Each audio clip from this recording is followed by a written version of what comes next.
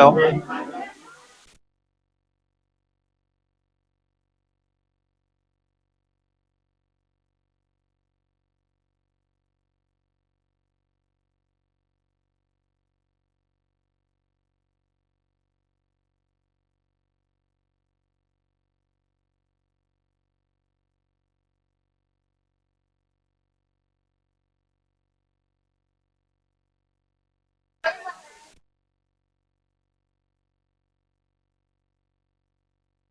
Self incompatibility हम नहीं पढ़ाएंगे।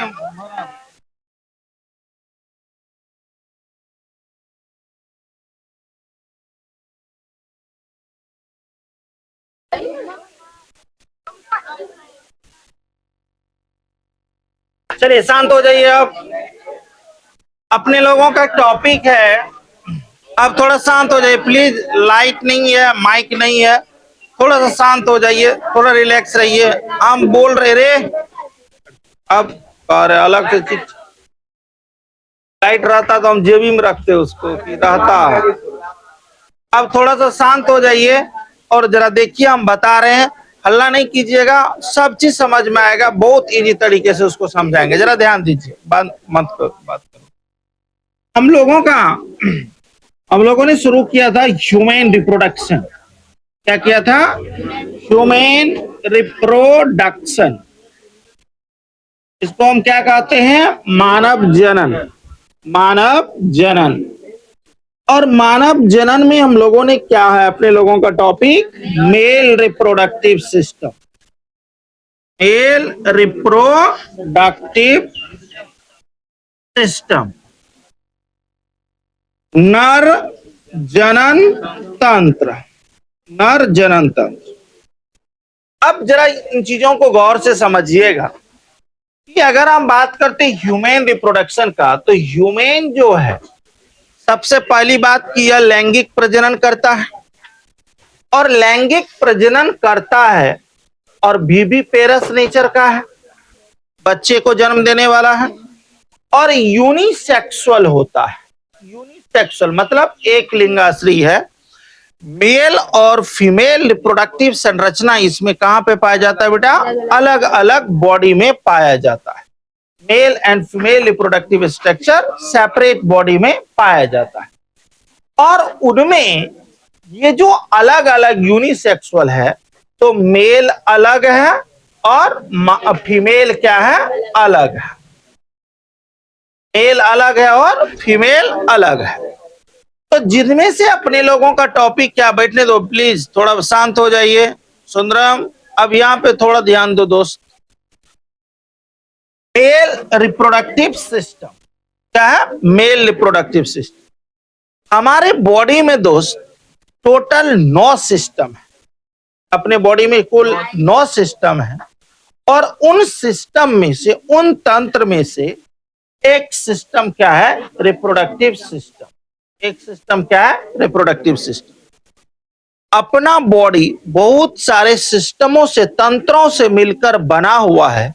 उन तंत्र में से एक क्या है? जनन तंत्र। और जनन तंत्र में अपने लोगों का हेडिंग क्या है? नर जनन तंत्र, मेल रिप्रोडक्टिव सिस्टम। कोई दिक्कत है? अब यह मेल और फीमेल ने, यह मेल वाला कैरेक्टर और फीमेल वाला कैरेक्टर, ये क्या होता है? प्यूबर्टी के बाद दिखाई देता है, जो हम लोग देखे थे। और जिसको हम लोग किस नाम से जानते हैं? लैंगिक द्विरूपता के नाम से जानते हैं, सेक्सुअल डायमॉर्फिज्म के नाम से जानते हैं।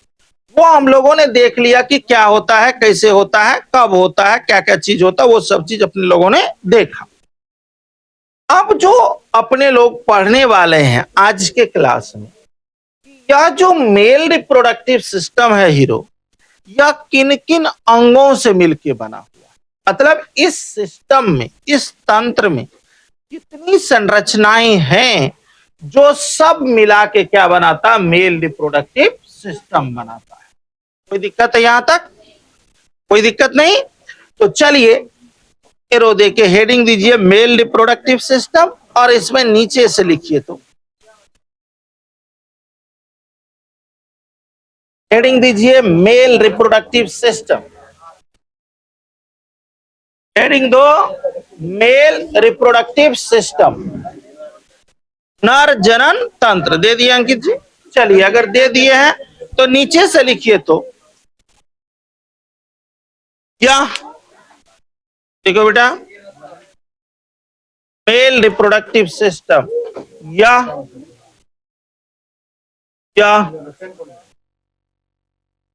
एक पूर्ण विकसित सिस्टम है, यह एक पूर्ण विकसित तंत्र है। हाँ, एरो देके लिखिए, यह एक पूर्ण विकसित तंत्र है जो जो निम्नलिखित संरचनाओं से, या एक पूर्ण विकसित तंत्र है जो निम्नलिखित संरचनाओं से मिलकर बना होता है, जो निम्नलिखित संरचनाओं से मिलकर बना होता है, जो निम्नलिखित संरचनाओं से मिलकर बना होता है। पहला ए नंबर दीजिएगा, टेस्टिस एंड एसोसिएटेड स्ट्रक्चर, वृषण एवं सहायक संरचना, वृषण एवं सहायक संरचना। दूसरा, डक्ट सिस्टम, नली तंत्र, नली तंत्र। तीसरा, पेनिस, को हम क्या कहते हैं, शिश्न। और चौथा, एसेसरी सेक्स ग्लैंड, सहायक लैंगिक ग्रंथि। इन चार संरचनाओं से क्या बना हुआ है, मेल रिप्रोडक्टिव सिस्टम तैयार है। इन चार संरचनाओं से मेल रिप्रोडक्टिव सिस्टम बना हुआ है। पहले इनको लिखिए, फिर हम एक एक करके सारे को हम डिस्कस करते हैं कि आखिर ये सब है क्या, और ये सब मिलकर मेल रिप्रोडक्टिव सिस्टम को कैसे बनाता है। उन पे हम लोग क्या करेंगे, डिस्कस करेंगे।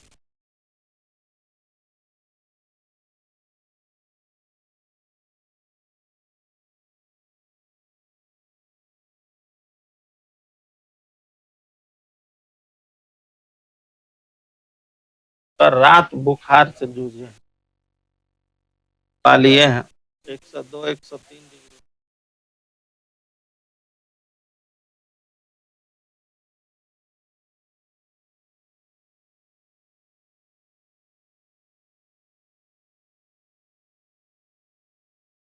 अब ठीक है, हो गया। आप लोगों का सहानुभूति हमारे साथ है, हम मान रहे हैं, लेकिन अब पढ़ाई पे ध्यान दीजिए।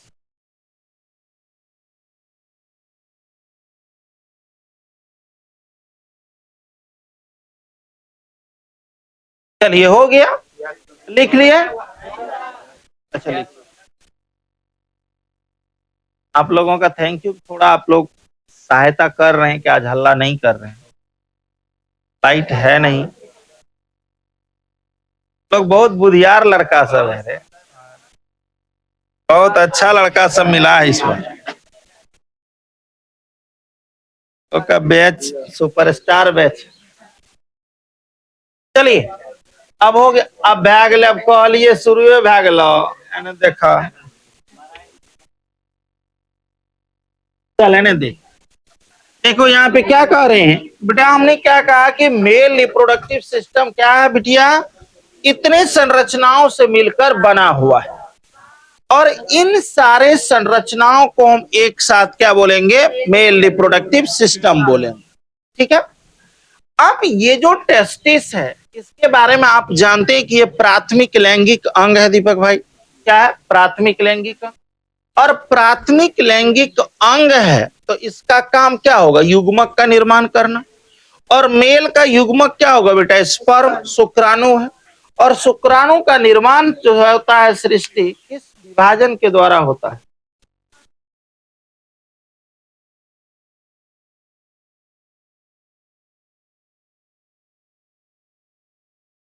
सबके हिसाब डायरी में लिखल जा रहा है। हिसाब होगा, सही समय पे होगा। क्या होगा? अर्धसूत्री कोशिका विभाजन से, मियोसिस सेल डिवीजन से। कोई दिक्कत है? अब ये टेस्टिस भाई साहब सुनो, अब थोड़ा सब लोग बोर्ड पे देखिए, इसको समझाने दीजिए। वादा इसके बाद आप लोग को बहुत इजी लगने लगेगा मेल रिप्रोडक्टिव सिस्टम। यहां से ध्यान, ये जो टेस्टिस है भाई साहब, ये जो ब्रिसन है, ये क्या बनाता है? शुक्राणु बनाता है, युग्मक बनाता है। सीधा समझिए, युग्मक बनाता है। ये नूरे नजर, मतलब सबसे वाइटल संरचना पूरे मेल रिप्रोडक्टिव सिस्टम का कौन है? यही है। ठीक है। और इसके साथ साथ दो चार गो चेला चटिया है जहां पे इसका स्थान रहता है, इसको प्रोटेक्ट करता है, इसको देखता है। एसोसिएट संरचना में जो आता है वो सबसे पहला आता है स्क्रोटम। स्क्रोटम, जिसको हम कहते हैं वृषण कोष या क्या कहते हैं? अंडकोश। कोई दिक्कत है? दूसरा जो आता है, एक होता है ग्यावर्निकुलम। ग्यावर्निकुलम, हिंदियों में इसको ग्यावर्निकुलम ही कहते हैं। और तीसरा होता है इंजुनल कैनाल। इंजुनल कैनाल, इंजुनल नली। अब इन तीनों को जरा समझिए। ये स्क्रोटम जो है, यह क्या है? एक विशेष प्रकार के मांसपेशी से बना होता है जिसे हम कहते हैं डार्टस मसल्स। क्या कहते हैं? डार्टस मसल्स। और इस डार्टस मसल्स का काम क्या है? थर्मो रेगुलेशन करना, टेम्परेचर को क्या करना? मेंटेन करना। टेम्परेचर को मेंटेन करना। और टेम्परेचर को मेंटेन कैसे करेगा? यह क्या होगा? फैलेगा और सिकुड़ेगा। और यह स्क्रोटम जो ही है, यहीं पे क्या रहता है? टेस्टिस लोकेटेड होता है। लेकिन एम्ब्रियोनिक लाइफ में मेरे भाई 7वें महीने तक टेस्टिस कहां रहता? उदर गुहा में, एब्डोमिनल कैविटी में होता है। और 7वें महीने के बाद या 7वें महीने के लास्ट तक इसी नली के द्वारा कहां पे चला आता है? स्क्रोटम में चला आता है। नली के द्वारा कहां पे चला आता है? स्क्रोटम में आ जाता है। कोई दिक्कत है यहां तक समझने में? अब कुछ आपने एक नाम कल हमने बोला था, एक बीमारी का नाम सुना होगा, हर्निया। ठीक ना? कि जनरली उसमें क्या होता है? स्क्रोटम का आकार बढ़ जाता है, अंडकोश का आकार क्या होता है? बढ़ जाता है। तो यह जो इंजुनल कैनाल है, कि सामान्य रूप से, सामान्यतः जनरली ये स्क्रोटम में टेस्टिस को लाने के बाद ये रास्ता क्या हो जाता है? बंद हो जाता है। लेकिन किसी किसी केस में यह क्या रह जाता है? फंक्शनल, खुला रह जाता है, जिसके कारण इससे होते हुए इंटेस्टाइन कहां प्रवेश कर जाता है? स्क्रोटम में आ जाता है। मतलब आंत जो है कहां आ जाता है? इस स्क्रोटम में आ जाता है, जिसके कारण इसका आकार बढ़ जाता है। कोई दिक्कत है यहां तक? यह जो स्क्रोटम है थाइलिनुमा संरचना है, और यह रहता कहां पे है? गोर्रीन में रहता है। कहां पे रहता है? गोर्रीन में रहता। गोर्रीन किसको कहते हैं? ये स्थान को क्या कहते हैं? दो उदर गुहा के नीचे दो जांघ के बीच के स्थान को क्या कहते हैं बेटा? गोर्रीन कहते हैं। याद रखिएगा। और यहां पे ये क्या करता है? हैंग करता, लटकता है। अब यहाँ पे एक सवाल है, थोड़ा लॉजिकली ये पूछ सकते हो कि सर ऐसा चीज क्या है कि जो स्क्रोटम को तो ठीक है, तो हम इतना तो समझ गए, तापमान को मेंटेन करने के लिए शरीर से बाहर आना पड़ा, कोई दिक्कत है बेटा? लेकिन यह गोर्रीन में ही क्यों रहा? दूसरे जगह इसका लोकेशन क्यों नहीं हुआ? ये जो बहुत ही सेंसिटिव स्ट्रक्चर होता है दोस्त, हाईली संवेदनशील संरचना है, जिसको मतलब एक्सटर्नल इंजरी से बचाने के लिए सबसे बेहतर जगह कौन है? यह गोर्रीन होता है। जहां पे दो मतलब थाई के बीच में इसका क्या होता है? एक्सटर्नल इंजरी से बचने के लिए वहां पे क्या होता है? प्रोटेक्शन इसका होता है। कहते बिटिया।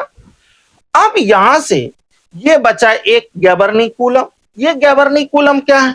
यह एक पट्टी नुमा क्या है? फाइब्रोमस्कुलर बैंड है, या कि पट्टी नुमा मतलब क्या? बैंड है, जो क्या करता है, इस टेस्टिस को स्क्रोटम से जोड़े रहता है। टेस्टिस को किससे जोड़े रहता है बेटा? स्क्रोटम से जोड़े रहता है, ताकि उसके पोजीशन कहां पे? स्क्रोटम में फिक्स रह सके। कोई दिक्कत यहां तक समझ रहे हैं? अब ये जो चीज है, यहां तो एसोसिएटेड संरचना में समझ गए कौन सा आएगा? स्क्रोटम आएगा, गैबर्निकुलम आएगा, इंजुनल कैनाल आएगा। कोई दिक्कत है? ये जो नूरे नजर है, इसकी संख्या होती है 2। इसकी संख्या कितनी होती है? 2, एक लेफ्ट और एक राइट। कैसा संरचना होता है? अंडाकार। कैसा होता है? अंडाकार, ओवल संरचना होता है। इसकी जो क्या होती है, मोटाई 4 से 5 सेंटीमीटर, चौड़ाई 2 से 3 सेंटीमीटर, और मोटाई जो होता है, लंबाई, ये लंबाई है, और मोटाई लगभग 1 सेंटीमीटर। कोई दिक्कत है दोस्त? यह जो है, इसमें बहुत सारे कंपार्टमेंट होते हैं। बहुत सारे क्या होते हैं? कंपार्टमेंट होते हैं। 250 से 300 कंपार्टमेंट होता है, जिसको हम टेस्टिकुलर लोब्यूल कहते हैं। और इस टेस्टिकुलर लोब्यूल में बेटा एक स्प्रिंग के आकार का संरचना पाया जाता है, जिसे हम क्या कहते हैं? Seminiferous tubules. सेमिनी शुक्रजनक नलिकाएं, या मतलब सेमिनिफेरस ट्यूब्यूल समझिए। और इसी सेमिनिफेरस ट्यूब्यूल्स में क्या बनता है बेटा? स्पर्म बनता है। अगर आपसे कोई पूछे कि sperm what is the actual site for spermatogenesis, या स्पर्म का निर्माण वास्तविक रूप में टेस्टिस में कहां पे होता है, तो सेमिनिफेरस ट्यूब्यूल्स में होता है। कोई दिक्कत है यहां तक समझने में? चलिए, अब यहां पे टेस्टिस में क्या बन गया? स्पर्म बन गया। लेकिन स्पर्म बन गया तो उसको एक जगह से दूसरे जगह जाना भी है ना। उसके लिए क्या है? Duct system. उसके लिए क्या है? Duct system. और डक्ट सिस्टम नली तंत्र है। जब वो क्या करता है कि पूरे जो टेस्टिस से लेके आउटसाइड ऑफ द बॉडी पूरा का पूरा क्या करता है? नाली बनाता है, रास्ता बनाता है, ताकि आसानी से क्या हो सके? शुक्राणु बाहर आ सके। कोई दिक्कत है बेटा? और इसमें क्या क्या होता है? डक्ट सिस्टम में होता है वासा इफ्रेंसिया, शुक्रवाहिनी होता है, अधिवृषण होता है, एपिडिडामिस होता है, वासा डिफरेंसिया होता है, यूरिथ्रा होता है, मूत्र मार्ग होता है, ठीक ना। उसके बाद एजुकुलेटरी डक्ट होता है, स्खलन नली होता है। उन सब के द्वारा क्या बनता है? यह आपका डक्ट सिस्टम बनता है। 4-5 संरचना से मिलके क्या बनता है? Duct system. कैसे? वासा इफ्रेंसिया हो गया, एपिडिडामिस हो गया, वासा डिफरेंसिया हो गया, उसके बाद एजुकुलेटरी डक्ट हो गया, यूरिथ्रा हो गया। ये सब मिलके क्या बनाता है बेटा? डक्ट सिस्टम बनाता है। और जो आप जिसमें हम लोगों ने क्या कहे थे कि एमएसक्यूल कास्ट्रेशन जो समझाया था कि जनरली फैमिली प्लानिंग 2 तरीके से होता है, एक मेल करता है, दूसरा फीमेल करती है। तो मेल के केस में जो होता है, वासा डिफरेंसिया को ही कट किया जाता है, जिसको हम क्या कहते हैं? वेसेक्टोमी के नाम से जानते। पढ़ाऊंगा आपको आगे, यहां तक कोई दिक्कत नहीं है बेटा। तीसरा क्या है? ये पेनिस। ये पेनिस ये क्या है? एक बेलनाकार क्या होता? फैलने और सिकुड़ने वाला क्या है? संरचना। एक बेलनाकार फैलने और सिकुड़ने वाला संरचना है, जिसका काम क्या होता है कि यूरिन और सीमेन, सीमेन क्या होता है समझाता हूं, यूरिन और सीमेन को कहां लाना? बाहर लाना। इसी के द्वारा यूरिन और सीमेन क्या होता है बेटा? बाहर आता है। इसे कहते हैं, मेल के केस में इसे ऑर्गन ऑफ कॉपुलेशन भी कहा जाता है, संभोग का अंग भी इसको कहा जाता है। और यही वो संरचना है बिटिया मेरे भाई, जो नर युग्मक को कहां पहुंचाता है? मादा जननांग तक पहुंचाने का काम कौन करता है? यही पेनिस करता है।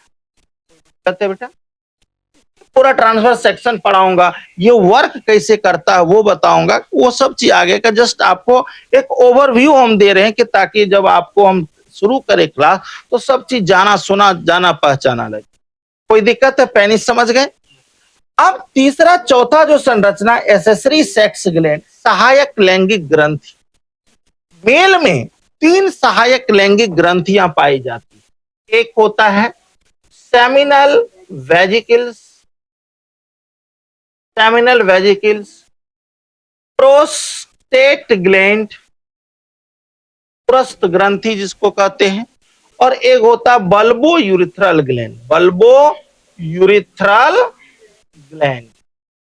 ये 3 संरचना क्या करता है? सहायक लैंगिक ग्रंथि बनाता है। सहायक लैंगिक ग्रंथि मनुष्य में कितने होते हैं? 3 होते हैं। एक सेमिनल वेजिकल्स, प्रोस्टेट ग्लैंड और बल्बो यूरिथ्रल ग्लैंड। कोई दिक्कत है मेरे भाई? सेमिनल वेजिकल जो क्या करता है? विस्कस फ्लूइड स्रावित करता है, चिपचिपा द्रव स्रावित करता है। और चिपचिपा द्रव में जो होता है फ्रुक्टोज होता है, जिंक होता है, कैल्शियम होता है, फाइब्रिनोजेन होता है और फाइब्रिनोलाइसिन होता है। फाइब्रिनोजेन का मतलब क्या है बेटा? क्लॉट को बनाने वाला। जैसे अपने लोगों का खून जो कभी हाथ कटता है तो खून निकलता है, तो खून को क्या होता है? कुछ देर के बाद क्या होता है? क्लॉट भी हो जाता है ना। और क्लॉट नहीं होगा तो एक बीमारी हो जाती है, क्या कहते दिव्या उसको? रॉयल्स डिजीज कहते हैं, जिसको हीमोफीलिया के नाम से जानते हैं। कोई दिक्कत है? वो चीज है। विस्कस मटेरियल को स्रावित कौन करता है? यह सेमिनल वेजिकल। और इसी विस्कस मटेरियल सेमिनल वेजिकल से क्या निकलता है? फ्रुक्टोज। हमने जो बताया था कि कल जो आपको टर्म एक बताया था, रेप के कंडीशन में हाउ कैन यू डिटेक्ट कि सच पर्सन आर या सच फीमेल आर रेप्ड, तो वो कैसे पता चलता है? इसमें पाए जाने वाले फ्रुक्टोज के कारण से। किसके कारण से? फ्रुक्टोज के कारण से। और आपको तो अब पता होगा कि फ्रुक्टोज कार्बोहाइड्रेट होता है, और कार्बोहाइड्रेट में कौन होता है? अगर पूछेंगे तो उम्मीद है आप लोग बताइए दीजिएगा। चलिए छोड़िए, मतलब क्या कह रही रे? पॉलीसेकेराइड वाला फ्रुक्टोज पॉलीसेकेराइड है। मतलब आप अपने विश्वास को अपने अंदर रख रहे हैं, आप लोग नहीं बोलना है, आप लोग जानते हैं, हमको पता है। चलिए दूसरा जो ये क्या है बेटा? प्रोस्टेट ग्लैंड है। वो प्रोस्टेट ग्लैंड क्या करता है? मिल्की अल्कलाइन मटेरियल स्रावित करता है। क्या करता है? मिल्की अल्कलाइन मटेरियल, दूधिया क्षारीय पदार्थ स्रावित करता है। सीमेन का जो रंग होता है दोस्त, दूधिया भद्दा दूधिये रंग का कारण, वो किसके कारण से होता है?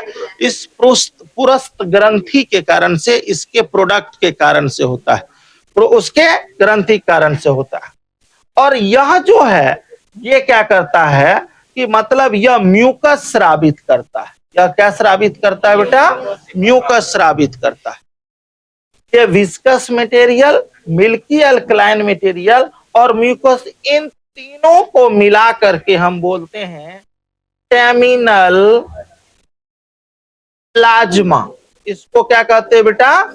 Seminal plasma. कोई दिक्कत है दोस्त? और इन सेमिनल प्लाज्मा, अब जरा देखिए, आ रहे हैं शिवन के पास।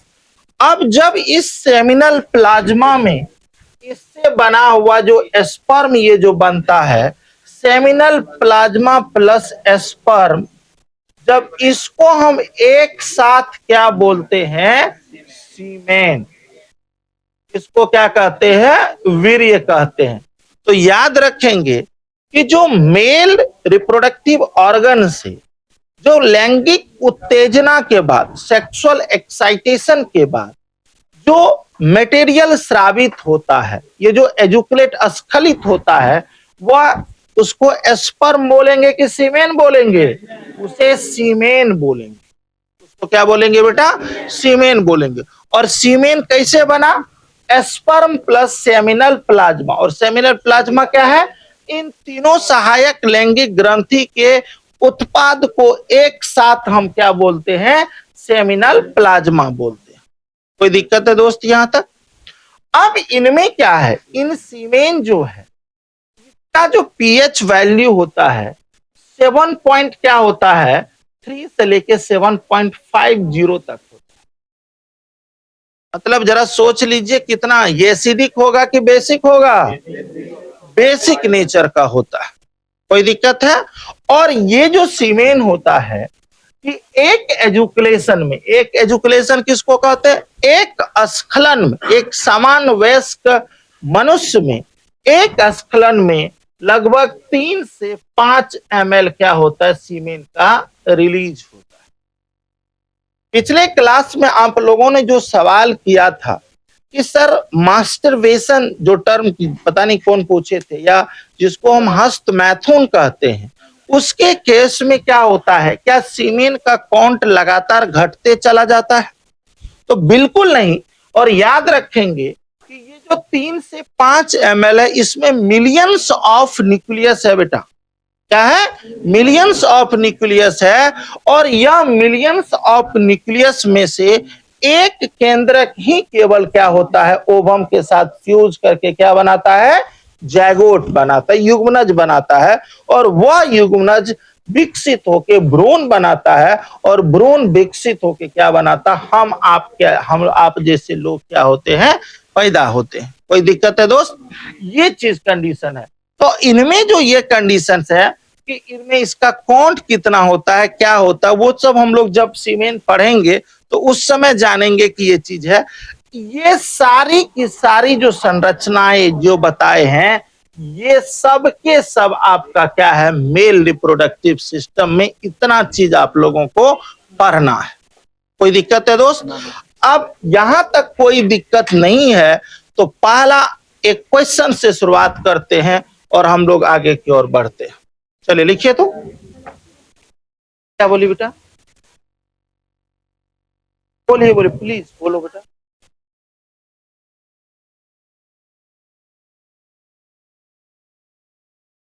नहीं नहीं, ये जो वृषण कोष बोले ना बेटा, अंड कोष जो बोले ना, यहाँ क्या है? यह क्या है? लोकेशन, मतलब टेस्टिस यहाँ पे लोकेटेड होता है। और ये कब लोकेटेड होता है? एम्ब्रियोनिक स्टेज में, जब 7th मंथ में क्या हो जाएगा कि भ्रूण 7 महीने का होगा या 7 महीना पूरा हो चुका होगा, तब टेस्टिस कहाँ पे आता है? यहाँ पे आता है। 7 महीने से पहले तक यह जो टेस्टिस होता है बेबी भ्रूण के एब्डोमिनल कैविटी में पाया जाता है। कोई दिक्कत बेटा? और इसी नली के द्वारा क्या होता है? यहाँ पे आता है। कोई दिक्कत? चलिए लिखिए तो क्वेश्चन। हाँ, क्वेश्चन से शुरुआत करते हैं। क्या कारण है? बोले न दे रहे, क्या कारण है? हाँ, क्वेश्चन ही लिखते, क्या कारण है कि टेस्टिस, क्या कारण है कि टेस्टिस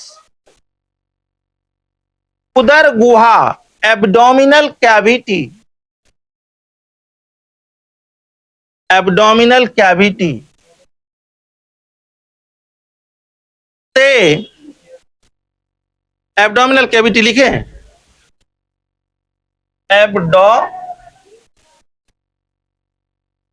एब्डोमिनल कैविटी, इसको क्या कहते हैं? उदर गुहा। एब्डोमिनल कैविटी, उदर गुहा, एब्डोमिनल कैविटी, उदर गुहा से एस्क्रोटम, अंडकोश में,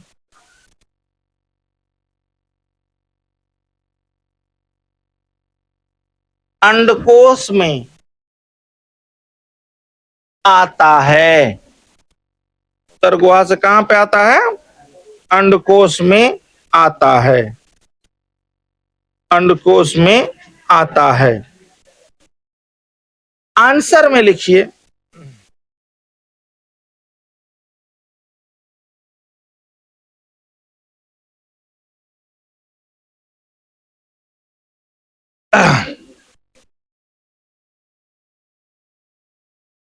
अंडकोश का तापमान, आंसर में लिखिए, अंडकोश का तापमान, स्क्रोटम का तापमान, स्क्रोटम का तापमान सामान्य बॉडी के तापमान से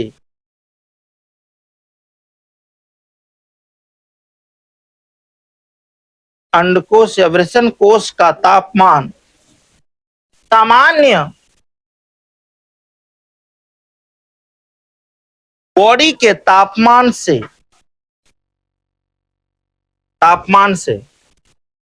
2 से 2.5 डिग्री सेल्सियस 2 से 2.5 डिग्री सेल्सियस 2 से 2.5 डिग्री सेल्सियस कम होता है।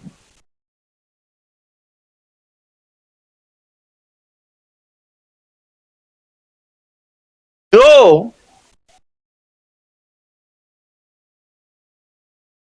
शुक्राणु जनन के लिए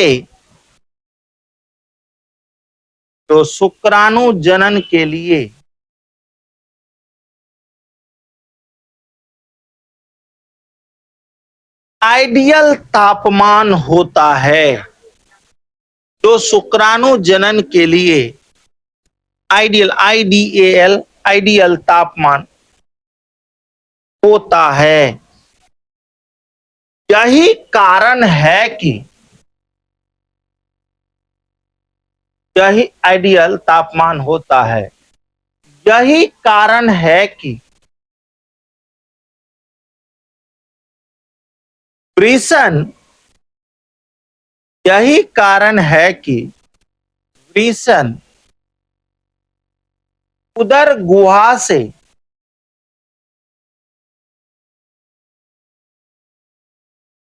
वृषण कोश में आता है। यही कारण है कि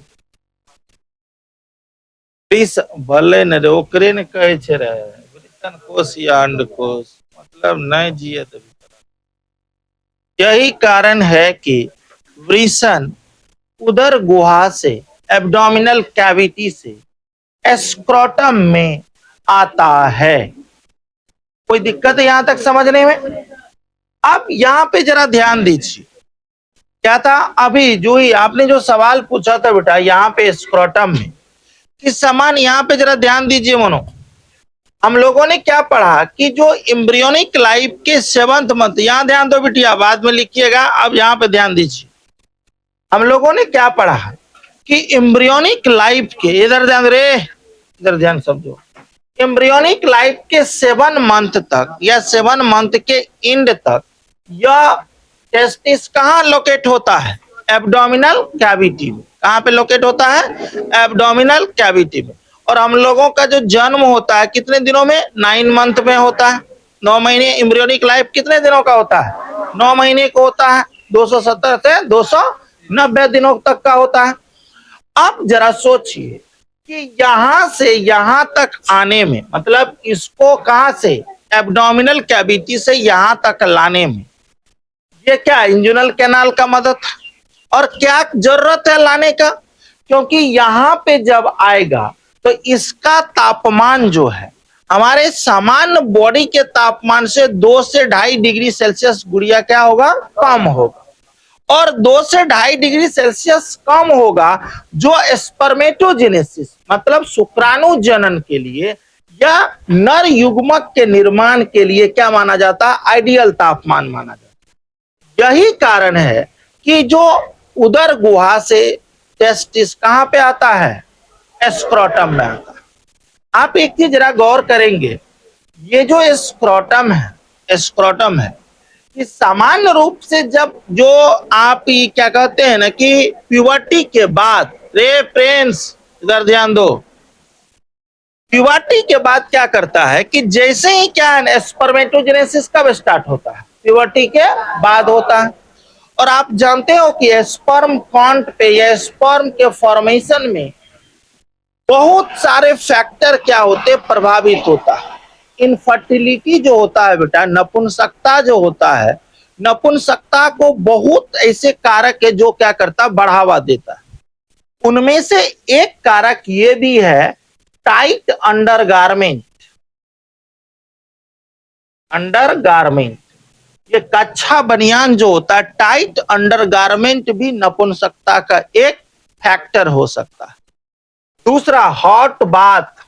hot bath, hot bath, hot bath मतलब गर्म पानी से स्नान लगातार। अब जरा सोचो कि तापमान अपने लोगों का normal body temperature 37 degree Celsius होता है, सब लोगों को पता है ना। 37 डिग्री सेल्सियस नॉर्मल। बाहर में आग लगे, बजर खसे, कोई फर्क पड़ता है? तापमान कितना? 37। अगर यह तापमान फ्लैक्चुएट करता तो अपने लोग एबनॉर्मल कंडीशन से क्या करते हैं? जूझते हैं। बुखार आना, सर्दी आना, क्या तापमान का फ्लैक्चुएट होना, उसी में ना बुखार आता है, सर्दी लगता है। लेकिन अगर जब हम स्वस्थ हैं, हेल्दी हैं, तो उस केस में अपने लोगों के शरीर का तापमान कितना बेटा? 37 डिग्री सेल्सियस। अब बताइए कि 37 डिग्री सेल्सियस क्या है? टेस्टिस के स्पर्मेटोजेनेसिस के लिए आइडियल तापमान है? नहीं है। 37 से हमेशा क्या चाहिए?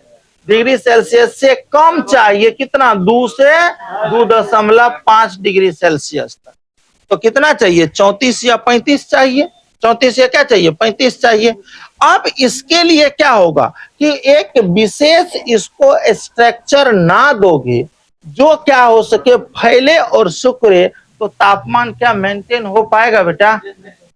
और इसीलिए इस स्थान को या इस संरचना को चुना गया नेचर के द्वारा, जो क्या कर सके, इसके तापमान को क्या कर सके? मेंटेन कर सके।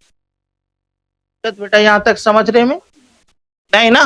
तो चलिए हेडिंग दीजिए, एसोसिएटेड स्ट्रक्चर, सहायक संरचना। एसोसिएटेड स्ट्रक्चर, सहायक संरचना। एसोसिएटेड स्ट्रक्चर, सहायक संरचना। एसोसिएटेड स्ट्रक्चर नहीं रे, अब हेडिंग दीजिए। टेस्टिस एंड एसोसिएटेड स्ट्रक्चर है ना, तो अब टेस्टिस पहले एसोसिएटेड स्ट्रक्चर को पढ़ लेते हैं, फिर हम लोग टेस्टिस को पढ़ेंगे। हेडिंग दीजिए, एसोसिएटेड स्ट्रक्चर। एसोसिएटेड स्ट्रक्चर, सहायक संरचना। तो फोटो बना लिया था ना मेल रिप्रोडक्टिव सिस्टम का, जगह छोड़ देना, बना लेना। एसोसिएटेड स्ट्रक्चर, अरे कोई दिखे इसके बादे बना लेना, ऐसा थोड़े है कि उसमें जमीन बिक रहा है। सहायक संरचना, चले लिखिए तो, सहायक संरचना।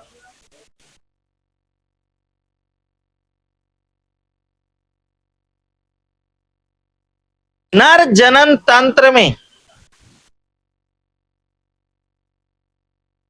निम्नलिखित सहायक संरचनाएं, नर जनन तंत्र में निम्नलिखित सहायक संरचनाएं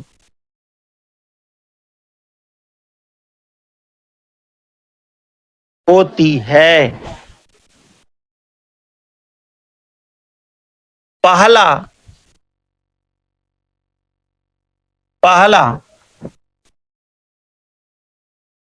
स्क्रोटम, अंडकोश या वृषण कोश। पहला अंडकोश या वृषण कोश, पहला अंडकोश या वृषण कोश, अंडकोश या वृषण कोश।